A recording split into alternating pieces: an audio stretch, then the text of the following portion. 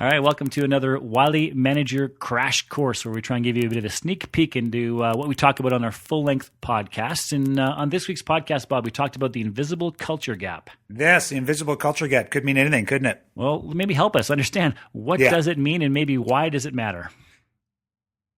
Right. Okay. Well, there's lots of different stuff written out there about doing business in China or Russia or India or Brazil and how different it is for people. It's a little more subtle when you're talking about doing business across borders and the countries I chose specifically to look at were the United States, the United Kingdom, Canada, Australia, and New Zealand. Okay. Yeah, and so there's a few different reasons, not of which, least of which is the somewhat self-indulgent reason is that the majority of our listening audience, upward of 50% of our listeners globally, come from those 5 countries. So that's like 10 people then. Wow. Yeah, like 10 that's right, out of 15 or something.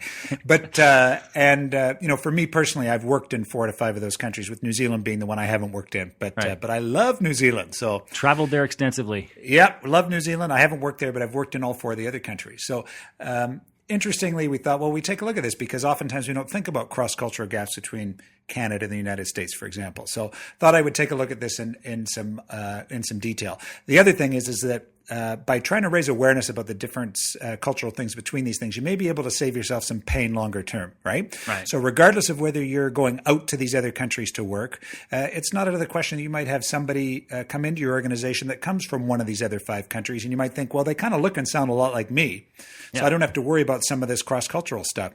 Luckily, you probably don't have a language barrier, right? Because with the exception of Canada, these are all predominantly English-speaking countries.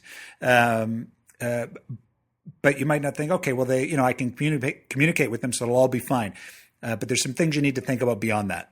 All right. And in the context of the full-length version of the podcast, there's a few different places, I guess, that topics, I guess, might be another word, where you try and highlight what some of these differences might be. What are those things what are those contextual things that we talk about on the podcast? Sure. Okay. Well, I looked at 5 dimensions, if you like, of how things might be different, between these 5 seemingly similar countries, okay?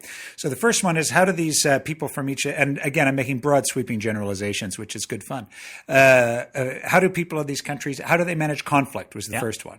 Okay. Second one was, what happens when they get to the water cooler? And specifically, I said, how do these people handle religion and politics when that comes up at work? Right. Closely related to the speaking of conflict. The third part was international awareness. Right. So how do people from these 5 countries look at the rest of the world? The fourth one was, what's their tolerance for authority and government, if you like? Right. And which, again, is I would consider to be considerably different amongst those 5. And finally, how do these people deal with time off? And that's more from my personal experience. Again, when I worked with a British and an American company, and, the British folks all had 8 weeks time off. And the Americans had like about, 8 days off. And how do you reconcile those things? All right. So if you want to hear Bob and I chat about these 5 dimensions as it relates to the people in these 5 countries, you can go pull off the full-length version of the podcast either through iTunes or off of our website, www.wileymanager.com. Right on. We'll see you next time, Jed. See you, Bob.